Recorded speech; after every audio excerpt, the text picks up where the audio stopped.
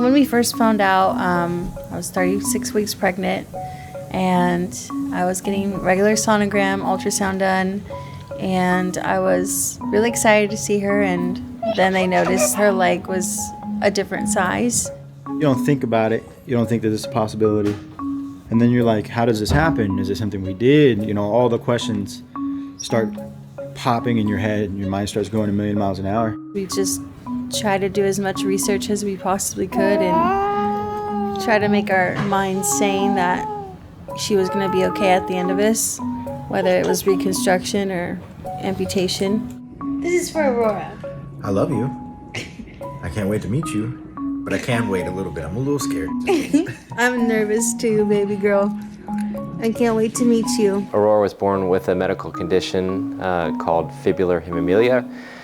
Basically, you've got two bones in your lower leg, the tibia and the fibula, and the fibula is either missing or it's too small. So the whole leg was shorter than the other side, and the whole fibula bone was missing in her case. My father and my grandma were very much against doing amputation, just because, you know, that word sounds so scary. I mean, it's obviously a huge decision. Do you keep the foot and try and do a reconstructive surgery, or do you do an amputation surgery? What we try and do at Scottish Rite is expose the families to both of those options and try and help them to understand the pros and cons of those two choices, those two paths, because they're obviously very different. For her situation, amputation was the way to go. So once you surrender to that fact, then you can breathe a little bit easier and just leave it up to the doctors. Remembering that you got to look forward instead of backwards is the biggest thing. It's very common that family has a concern or a fear that you're taking away, you know, a body part, you're doing an amputation, and as parents, if we make that decision, are we taking away their ability to run and play and be a kid? And in fact, I would say it's almost the exact opposite for many kids.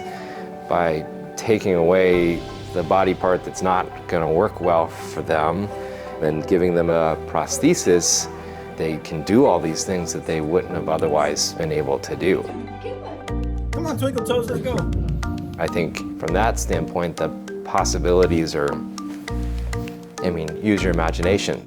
She wants to play so bad. She needs a friend to play Barbies with and be able to stand there and, you know, pour the tea. Just even sports, you know, if Aaliyah gets to do gymnastics, why not Aurora? You know, she can do everything.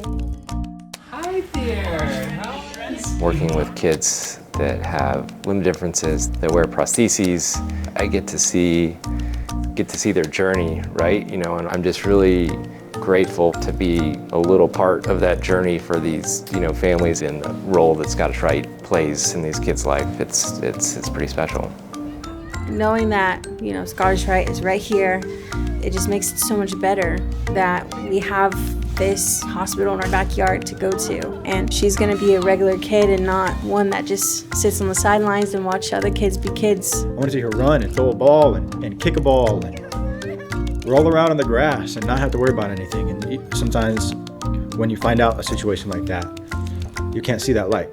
And once you take a step back, and you realize you don't got to worry about it, you just got to worry about putting her in the best situation or putting him in the best situation.